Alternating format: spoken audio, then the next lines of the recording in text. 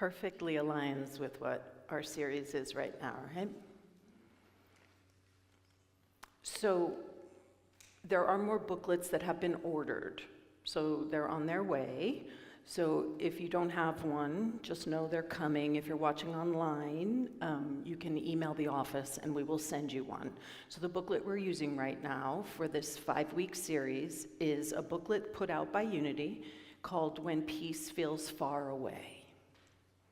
And it offers 10 different practices to be able to help us remember how to anchor ourselves in that space of Om Shanti, Shanti, peace.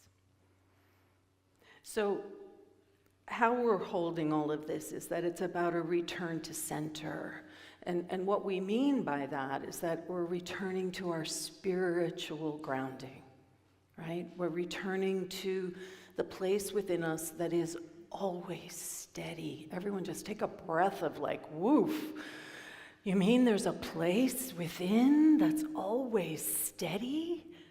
Because we don't always feel that way, right? And this place is steady. The truth of who we are is rock solid, regardless of what's happening around us. And sometimes it's really easy to lose sight of that. And what we always want to remember is that when we talk about being centered, it means that we're not ignoring whatever is alive for us in time and in space. We're not ignoring circumstances. We're not ignoring the events in our lives. We're not abandoning our emotions. If it actually makes you uncomfortable emotionally, that's an alert saying, oh, pay attention. Healing can happen right here. And so we don't go into denial. We don't go into apathy, right? Because that's easy to do, especially in the political world we live in right now. And we don't pretend that everything is fine. I always say that the code in New Thought is when you ask somebody, you say, oh, how are you? And they're like, it's all good. And what they're really saying is, my life has gone to hell. We get to actually acknowledge that things in our world are not great, but that doesn't mean that we're not great. That doesn't mean that we don't have something within us that we can access. So last week we talked about bewaring the spiritual bypass, right? Being conscious of that impulse to just sort of slap an affirmation, or I'm all good, or it's all good, or life is good, or God is good all the time. I mean, you know all of those catchphrases, right? So we don't want to just skip right to the spiritual idea so that we don't feel sad, or we don't feel unhappy, or we're not actually acknowledging what's happening. I loved this definition of it. Spiritual bypass is when we're seeking instant transcendence to avoid the human experience.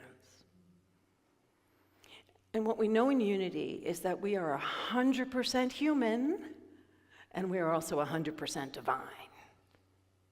And the work that we do, the practices that we have, the spiritual calling that we are being invited into is to integrate that understanding of ourselves. Wouldn't everyone in here love to be 200%?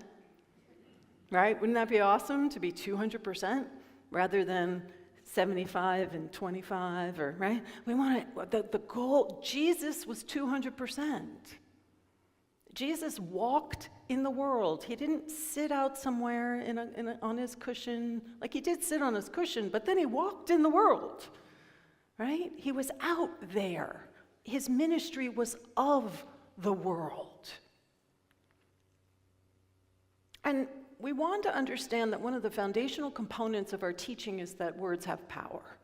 And I talked last week about the fact that we have to remember, though, that not all words are creative, right? And I shared the example of my brother being dead 100 times. If words were creative, because how many times have I said to him, I want to kill you? Our words they are formative, though. Can you feel the difference between like making something happen and creating it instantaneously? And words are formative, that the language that we employ in our conversations and with others and in our own inner dialogue, this is a big one, it has a profound effect on us. It can lift us up or it can tear us down. And what we're called in unity is to be able to say, I want my words to be of compassionate intent, compassionate purposefulness. And this can be really hard sometimes. When I first entered New Thought, we used to call it self-talk. I don't know if they still call it self-talk, because this is decades ago. Negative self-talk. And when you get quiet and you're sitting in your stillness, what do you hear? What arises? Is it about how horrible you are? What a horrible person you are? All the things you did wrong, maybe from 35 years ago? Don't they still come back to us? Right?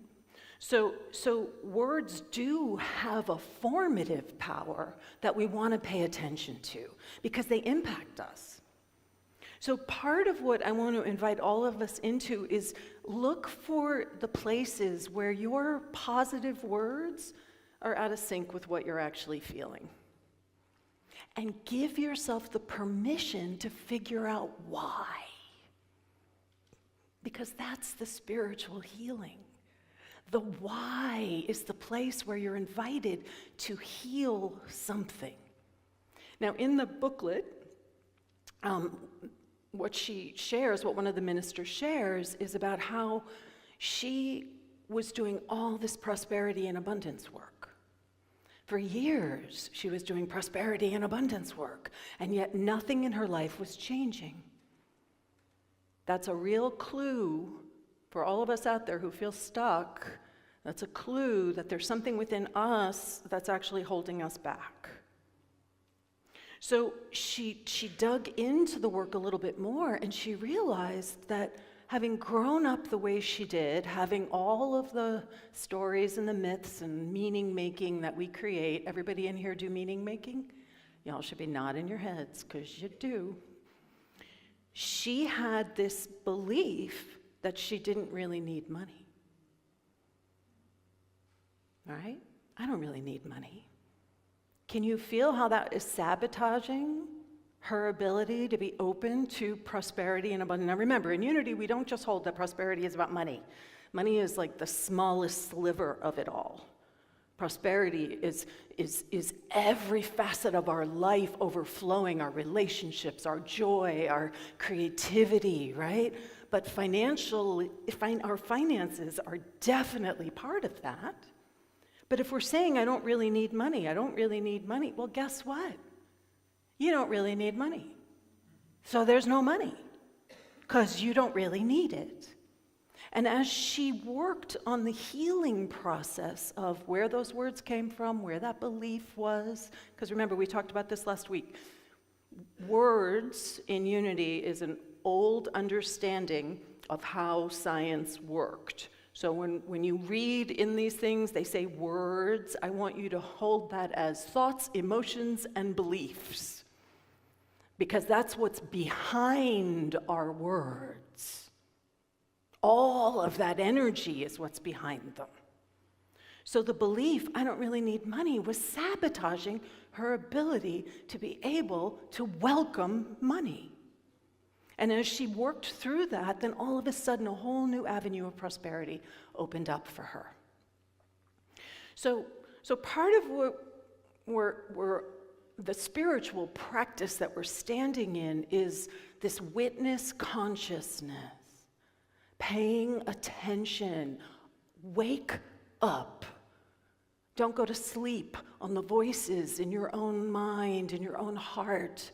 Wake up to them, even if they scare you to death, because that's good news. Death is just a transition. It's just a process of transformation. And that's what we say yes to in our spiritual understanding.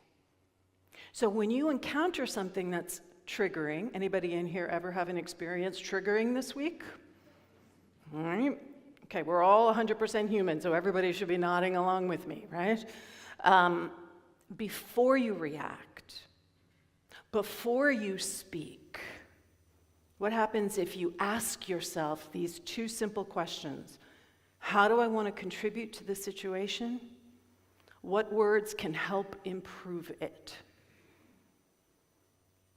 Because it's all too easy to just sort of say, well, I'm guilty of this, as I'm sure you're all aware, processing verbally, right? So I got to get it all out. My wife has been on the receiving end of that many times.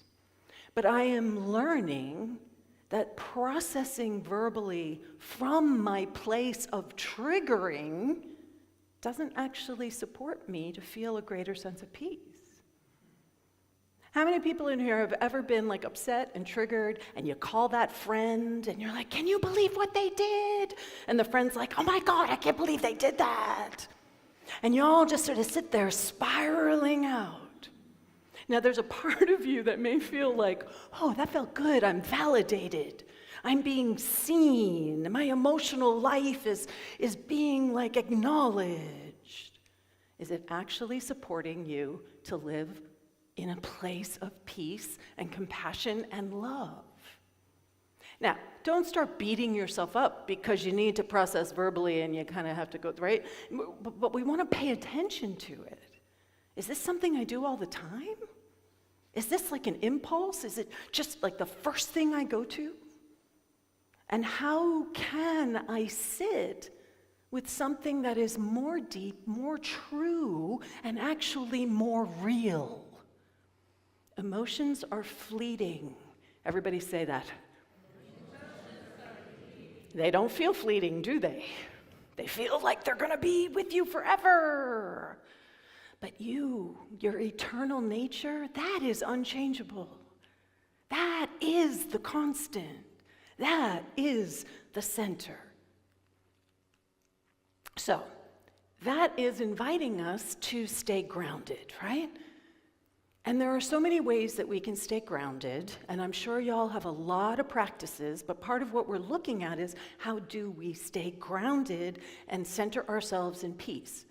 So while you may have practices that have been working for you, I'm going to invite you to expand your experiences, right?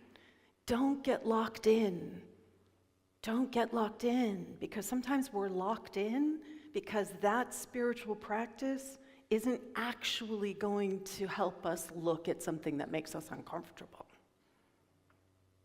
So the fastest way to get back to steady ground, right, is really simple. Not necessarily easy, but it is simple. It is the breath, the body, and the earth. Everybody say this. The breath, the body, the earth, right? The breath, the body, the earth. And depending on what's happening for you, any one of these three can be what you're being invited to access. So I'm actually going to give you some of these practices, right? So there's the 4-4-8 breath practice. Anybody in here know the 4-4-8? Okay, so what it is you inhale for 4 through your nose, you hold for 4, and you exhale through your mouth, and I usually do it with like some sort of sound, right, for 8. And then you breathe in through your nose for 4, you hold for 4, and you exhale for 8. Let's close our eyes. Let's try it. And remember, we're going to just take a moment, and we're going to inhale through our nose. 1, 2, 3, 4. Hold for 4, 3, 4. Now exhale through your mouth. 3, 4, 5, 6, 7, 8. Okay, now open your eyes. That did not take a lot of time, did it? And you can do several cycles of these, obviously. But when we get caught in a reactive cycle, we think that we can't stop. but we really can. Michael Beckwith used to always say, come to a full stop. It's one of my favorite things that I stole from him, right?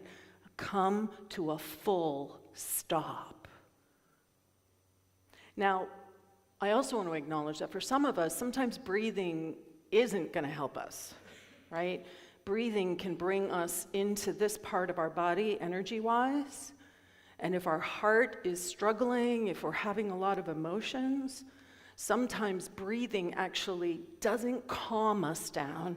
It actually helps to keep us kind of spinning out. So another option in terms of body is what I call the extremity awareness. And this is like trauma training, right? This is like for trauma, right? When you're in a messed up experience, chaplains and hospitals will go to this practice. You don't have to be totally in the midst of trauma to use it, but it is incredibly helpful because what you're doing is bringing your attention to your extremities. So the first thing you do is focus on the bottom of your feet and on your toes, and you just sort of wiggle them. You just sort of feel your toes. And if that's not possible for you to feel your toes for whatever reason, just imagine you can feel your toes. And then what you want to do is then bring your attention to your hands, and everybody look at what I'm doing. You're just touching your thumb to each finger, the tip of each finger, and placing all your awareness on where your thumb and your finger meet. Feet grounded, toes wiggling, fingers. Now, can you feel how the attention goes to your extremities rather than centering around here? So the breath can help you, but so can this practice of the extremity awareness, right? Then there's the five senses practice, which I actually love because sometimes we forget that what's available to us is right here in this moment. So 5 things you can see, and you just name them. I see a clock, I see a door, I see cell phones taking pictures of my slides, which is awesome, right? 5 things you can see, 4 things you can touch, right? I feel the linen of my shirt, I feel the clicker in my hand, I feel my sandals on my feet, right? Can you feel how we're accessing the senses and we're giving ourselves something else to focus on aside from whatever might be spinning us out? 3 things you can hear. I hear the sounds of the air conditioner. I hear my voice reverberating through the sanctuary. I hear the hum of the microphones. 2 things you can smell. Now, some of us had COVID do wonderful things to our sense of smell. So again, our power of imagination can work here. Is there a smell that brings comfort? My wife yesterday baked these really incredible muffins, and that just filled the house with that smell of like baked goods. You can imagine what it is that you might be smelling as well. And then 1 thing you can taste. So what this does is eyes open. We're not going into some inner space. We're actually in the world. And we are focused on art. We're focused on our pets. We're focused on all the different fabrics. Everybody have those little comfy blankets that you like to wrap yourself up in? Right? That's touch. Right? The food, the tea, light a candle that smells good. It gives you something to look at, gives you something to smell, right? All of these are ways to quickly sort of bring yourself back into focus. And then, of course, there's just moving, right? And this was really powerful while I was walking the Camino, right? Just getting up, just walking. And let me tell you, there were days when I didn't want to walk. Right? But getting up, walking, dancing, right? Turn on some music. Turn on some music and use it to help center yourself in your body. Music is an incredible way to shift energy in your being. EFT, right? Those of you who know how to do the EFT, right? You're doing the tapping. Use the skills that we have that actually are supporting us. And why? So we've got breath, we've got body, and then we have the earth. And this is a quote from the booklet. Karen, a good friend of mine actually, says, "Enmeshed in the patterns of worldly thinking, I may become untethered from the nurturing power of nature. But as I sit in the backyard or walk a trail, I am reminded that I am one with nature. I am one with all creation." So taking time to support this, and again, I know, I couldn't walk for a year and a half, right? But that doesn't mean that I couldn't use my power of imagination to engage and to visualize a serene environment, imagery that would help me. I've shared the story of my friend Susan who had ALS, and at the end of her life, she couldn't move. She couldn't move. And her bed was positioned so that she could see one tree that she loved. She had this intense relationship with this tree. And she said to me, I want to walk. And I said to her, go for your walks. They used to have a house in Colorado, and they would go hiking in the mountains there. I said, go for the walk. Do it in your imagination. And she did. And she loved it, right? It made her feel at peace. It made her feel like she was freer from the body that was constricting her sense of freedom. But she was so much more than that. Just everyone take a moment and just look at that picture. And can you just allow yourself to be there for a moment?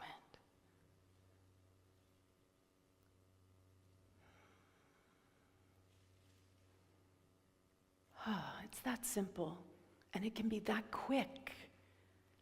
Everyone has phones nowadays. What's on your screen? What's on your lock screen? What do you look at every day when you pick up your phone? Is it something that brings you joy and peace? What is it that you're anchoring? How many times a day do you pick up your phone? What if you picked it up and you actually paid attention to the screenshot for 5 seconds for the wallpaper, right? So the practices for this week. Notice how your thoughts and how you express them impact your day and the world around you, because we don't live in a bubble. If we're having a bad day, guess what? We're spewing that all over everybody else around us, right? Notice what kinds of thoughts and expressions support you to feel centered and at peace, and share that with others. If you love listening to music, send a song to a friend, right? Explore the 448 and the 5 senses or the extremity. Explore how you can help yourself to stay more centered and at peace so that you're grounded throughout your day. And then listen to a bunch of different music. I know y'all are probably attached to whatever you listen to. Expand your horizons, right? See what else is out there. If you're on Spotify, I put on good energy music to run by when I go to the gym, right? I don't know half the songs that are coming up on my playlist, but it's fun. It's like, oh, this is good. I can rock to this. Now, is that going to be a different kind of music than what I use when I'm meditating in the morning, or what? Right?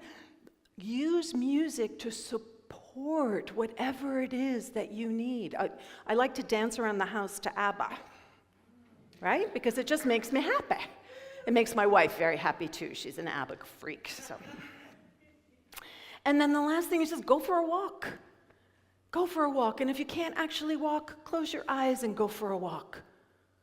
We know that the brain doesn't really know your body doesn't know the difference between you imagining going for a walk and you actually going for a walk. That's why sports athletes sit and imagine themselves doing their routines, because the body actually reacts to what it is that we are imagining. All of this is designed to give you concrete spiritual tools to support you to be able to stay centered in the peace that you actually are. And it feels like the world is trying to spin us off of that, but nothing can actually take you off that center of peace except you. And that's fair, but then you get to bring yourself back to the truth of who you are. So let's take this into our time of meditation. We're just going to breathe into this space of whatever might have been opened up for you. Whether it's that place of spiritual bypass that maybe, just want to ignore it, pretend it isn't there. Maybe it's world events that just feel like they're buffeting us and we just want to shut it all out. Maybe it's life circumstances. Someone in our life is challenged in some way. Maybe we're challenged in some way. And so the invitation is, we're going to do the 4-4-8. So I'm going to invite everyone to just breathe in for 4 through your nose. And hold for 4. And exhale for 8.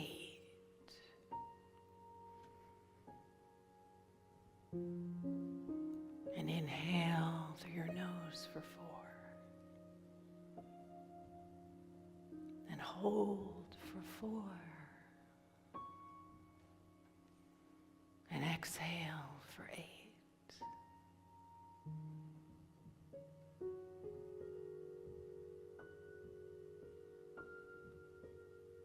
And as you continue in your own rhythm, at your own pace, I just invite you to welcome the grounded, centered peace that you truly are. Let's rest here, breathing and being in the silence.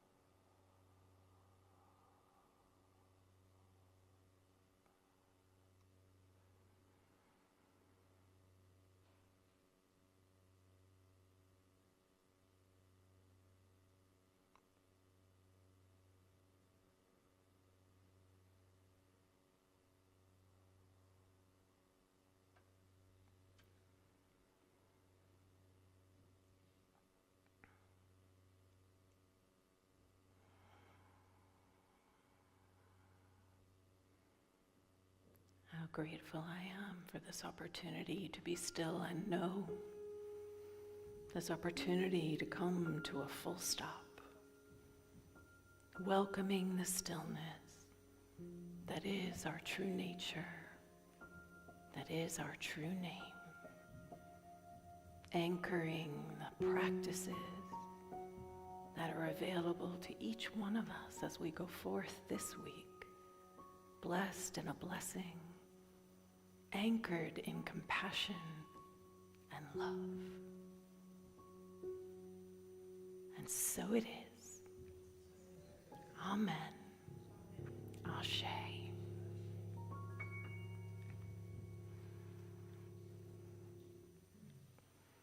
So our affirmation this week, I'll say it first and then I'll invite you to say it with me, is I recenter myself through my breath, body, and nature.